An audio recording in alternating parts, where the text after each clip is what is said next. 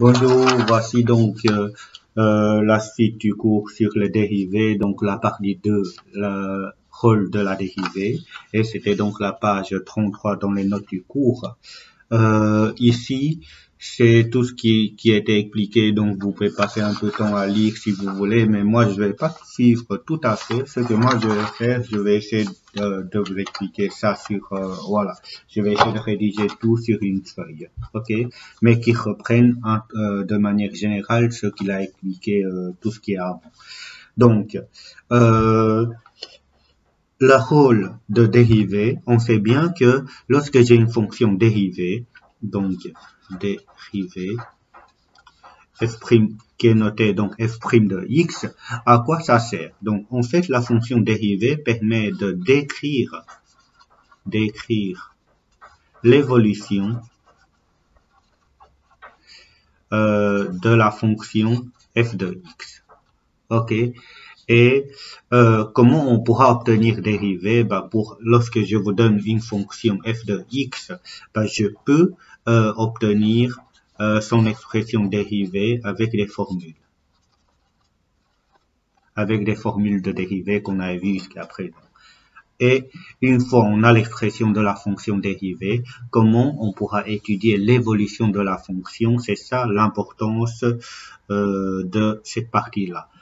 En fait, on avait vu ensemble que si f' de x est positive, à ce moment-là, la fonction sera croissante.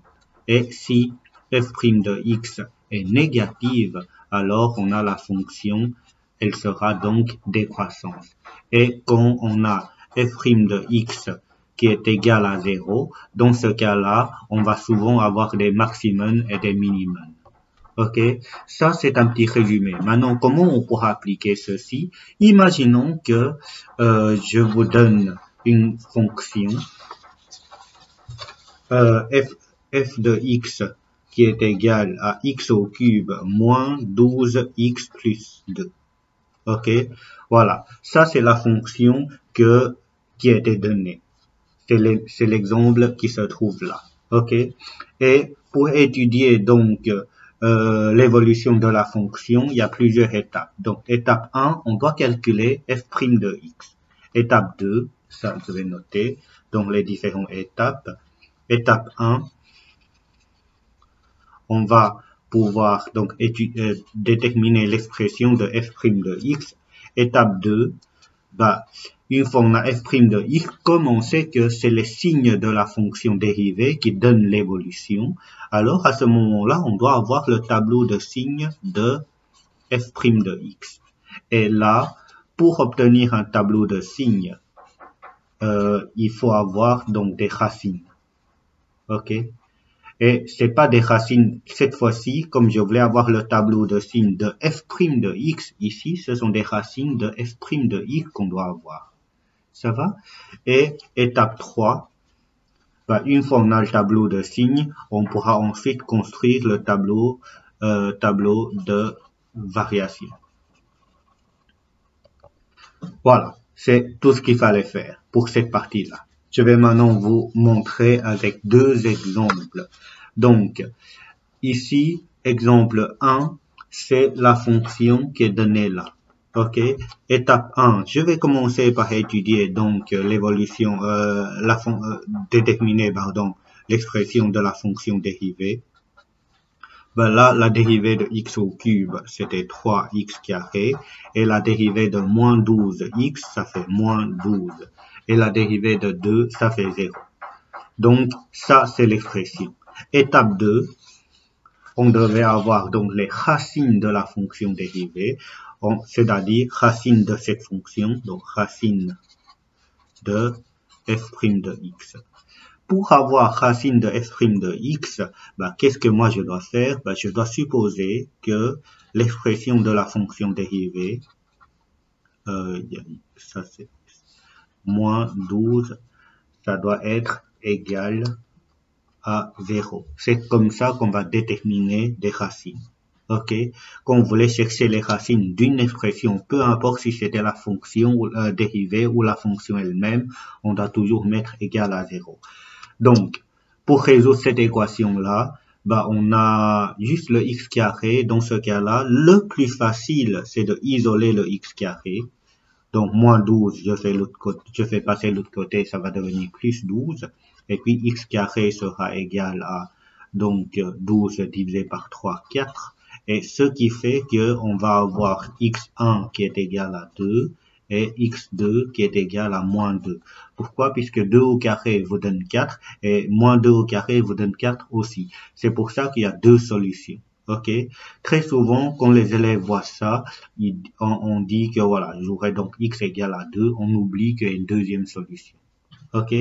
Mais ça, c'est pour cette situation qui est un tout petit peu particulier. Imaginons que vous avez la situation donc 3x carré moins 12x plus 3 égale à 0. Dans ce cas-là, bah, vous devez passer par delta qui est donné par b carré moins 4ac et après vous devez chercher x1 et x2. Ça, c'est ce que vous avez fait donc en quatrième. Ça va? Voilà. On avait trouvé des racines. Maintenant, sur base des racines, on peut passer on peut construire notre tableau de signes et tableau de variation. Donc, le tableau de signes, donc c'est des signes de f' de x. Là, il faut bien préciser que c'est le signe de la fonction dérivée. Et on doit mettre des racines à la première ligne. On va avoir donc moins 2 et 2. Ok, en dessous de moins 2 et 2, comme ce sont des racines, je vais avoir 0 et 0. Et là, comme la fonction dérivée, c'était x 3x carré moins 12. Ok, comme c'est ça la fonction dérivée, bah, à l'extrémité des zéros, on doit mettre le signe devant le x carré. Donc, dans ce cas-là, on va avoir plus et plus, puisque devant le x carré, c'était plus. Donc, à l'extrémité, je dois mettre plus. Et entre les deux, je dois mettre moins. Ok. Une fois que j'ai le signe de la fonction dérivée, je peux rajouter maintenant l'évolution de f de x.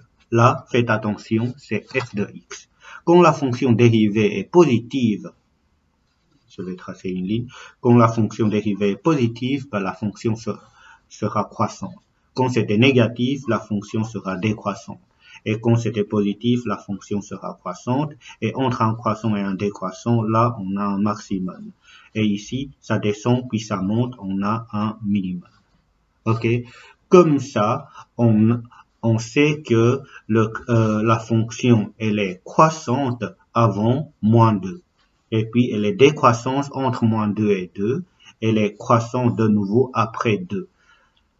Comme ça, on a fait l'étude donc de l'évolution de la fonction. Donc, c'est quoi l'intérêt de cet raisonnement-là? C'est qu'on vous donne une expression.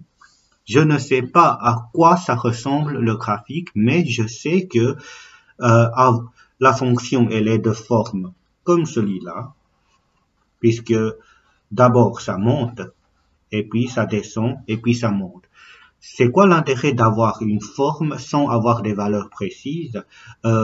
C'est d'avoir une idée sur la position, par exemple, des maximums et des minimums. Imaginons que je voulais faire des prédictions sur base d'une fonction. À ce moment-là, je peux prédire, ah oui, en x égale à moins 2, j'ai un maximum. Et en x égale à 2, j'ai un minimum, etc. Ok? Maintenant, si vous allez à la page 35, si vous allez à la page 35, en fait, j'ai donné donc les graphiques de la fonction où on va faire des études. Par exemple, pour cette fonction-là, ok, la fonction que j'ai traitée ici, c'était le graphique qui était donné là. Et qu'est-ce qu'on observe? On observe qu'à moins 2, en x égale à moins 2, j'ai un maximum. Et en x égale à 2, j'ai un minimum. Et avant moins 2, la fonction est croissante. Et entre moins 2 et 2, la fonction est décroissante. Et après le 2, la fonction est de nouveau croissante. Ok? Donc, avant cette partie-là, j'ai pas encore le graphique, mais la prédiction, mais l'étude avec la fonction dérivée nous donne bien une idée de l'évolution de la fonction. Ok? Voilà, ça c'était donc le premier exemple. Maintenant, on va essayer de traiter la deuxième exemple. C'était l'exemple qui se trouve ici. Donc, on a f de x qui est égal à moins 2x sur x carré plus 1. Imaginons que je ne connais pas le graphique. Je voulais voir maintenant à quoi ça ressemble le graphique. Ben, je vais faire d'abord l'étude de la dérivée, c'est-à-dire je vais chercher l'expression de la fonction dérivée. Ici, je dérive une fraction, donc comme j'ai f sur g, si je dérive, ben, j'aurai f' fois g moins f fois g' sur g au carré. Ok, donc f', ben, c'était moins 2x dérivé fois dénominateur x carré plus 1 moins, donc moins 2x fois la dérivée de x carré plus 1 tout sur x carré plus 1 tout au carré. Ok? Et sur base de ça, bah, je vais d'abord développer l'expression la dérivée de moins 2x, ça vous donne moins 2, fois x carré plus 1. Moins, oui, moins et moins là, je peux déjà les combiner, ça fait plus 2x. Ok? Puisque le moins, je peux déjà combiner avec ce moins là, ça donnera plus. Fois la dérivée de ceci, dérivée de x carré nous donne 2x, dérivée de 1, ça nous donne 0. Du coup, on a donc développé déjà une première partie de l'expression.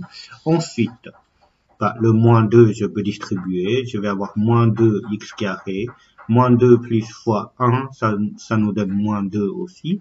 Plus 2x fois 2x, bah, ça donne 4x carré.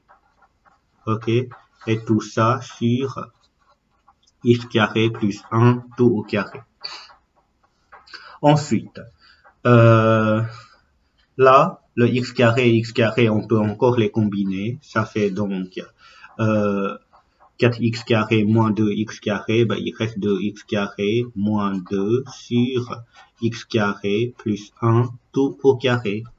Voilà, comme ça, on a l'expression f' de x. Ensuite, ici, pour établir le tableau de signes de ceci, ok, on a une fraction. Ça, c'est quelque chose que vous devez faire très attention. Lorsque vous avez une fraction, pour déterminer pour construire le tableau de signes, on doit mettre le numérateur et le dénominateur. C'est-à-dire, on doit étudier le numérateur et dénominateur séparément.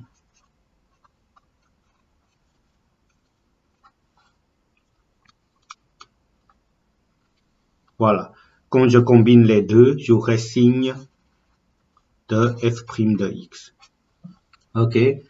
D'abord, si j'aurais ceci, donc 2x carré, je sais que là, au-dessus, je dois rajouter donc des racines, donc je dois essayer de chercher les racines des deux expressions qui se trouvent là. Moins 2 égale à 0. Et après, donc 2x carré sera égal à 2 et x carré, ça sera égal à 1, ce qui fait qu'on a deux racines, x égale à 1, puisque 1 au carré, ça nous donne 1, mais il y a aussi le moins 1.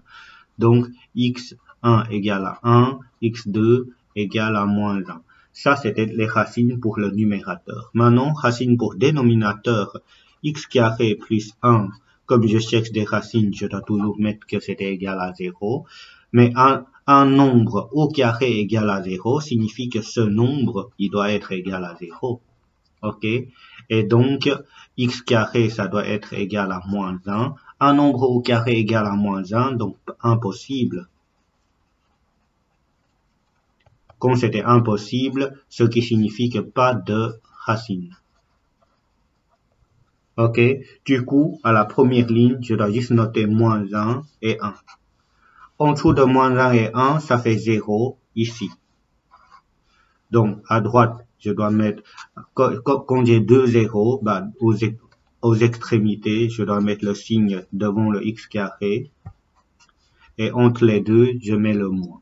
Ok? Et en dessous, pour cette expression-là, on a un nombre au carré, bah, c'était toujours positive, puisque c'est une expression tout au carré. Donc, j'ai plus partout. Ça va? Et ensuite, je peux établir le signe de la fonction dérivée, qui est là. Plus divisé par plus, ça va me donner plus. Ok? 0 divisé par plus, ça fait 0. Moins divisé par plus, ça fait moins. 0 divisé par plus, ça fait 0. Et plus. Comme ça, j'aurais déjà fait donc l'étape 2.